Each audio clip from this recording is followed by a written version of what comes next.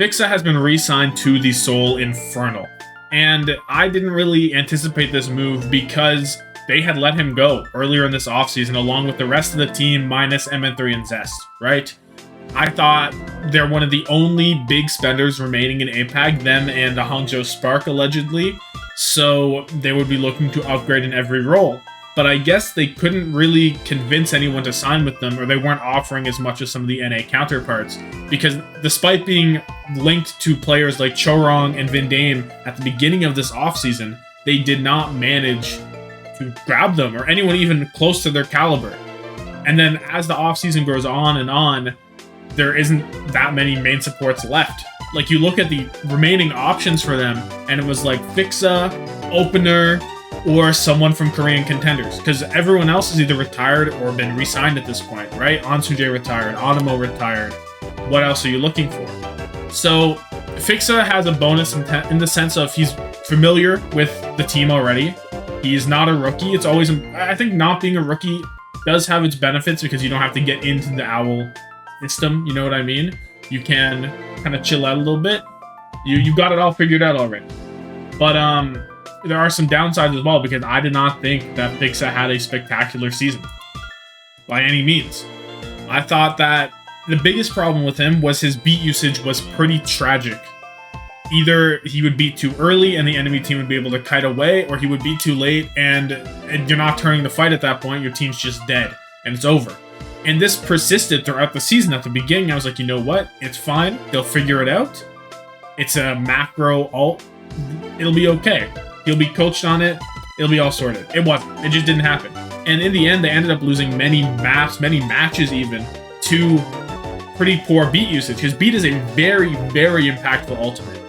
And it's probably the most important part of Lucio, I would say. So the fact that he couldn't really get it figured out is pretty concerning, I think. His other aspects of his game, I think they're decent. Statistically, he was alright at Lucio. I think that he was a bit below average, probably. But I don't think it was that bad. Like, even his first death rate on Lucio is among the lowest in the league, really. Which is pretty impactful. It might be not the best Lucio stat, but it's a pretty good one to look at, because you do not want your Lucio dying first. That is for certain. You do not want him dying first. So FiXa not dying first, pretty good. Does that mean he's too passive? He's not in the fight enough? I don't know. I'm just saying he's not dying first. That's all I'm saying.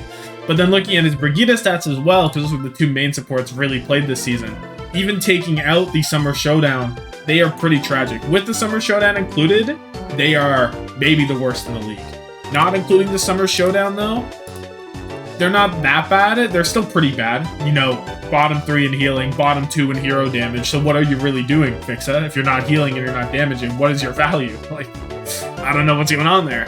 So definitely not the best, but again, not dying that much. So I think if you sort out the whole can't hit a beat thing, I'm okay with it. I'm okay with the re-signing. It's definitely not what the Fusion wanted. Oh, my bad. It's definitely not what the Infernal wanted, though. If they were originally getting a Chorong or something, that would have been massive. I think this move can be bailed out by getting a really, really strong flex support, because Aim God was the worst part of the backline, despite how below average you could say FiXa was. Aim God was worse. So if you can spend more money grabbing a pretty good flex support remaining, there are a few. You get Simple still out there.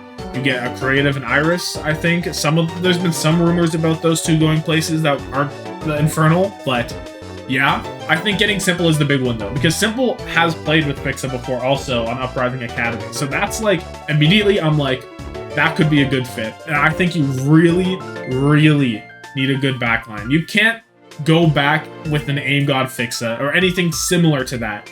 I need them to get 1-star support in some aspect if they want to be the kings of APAC, as it felt like they were supposed to be at the beginning of this season. I don't know. We'll see. They're releasing their next player probably within the next 5 hours or so, because they released FiXa at 11 p.m. and it's currently like 7 almost. So we'll know soon enough, I guess. And then I'm hoping for Simple. That's all I'm saying. So I don't know.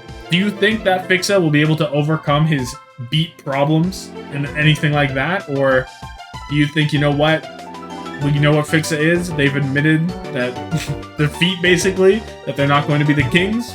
We'll see. Have yourself a good one. Deuces.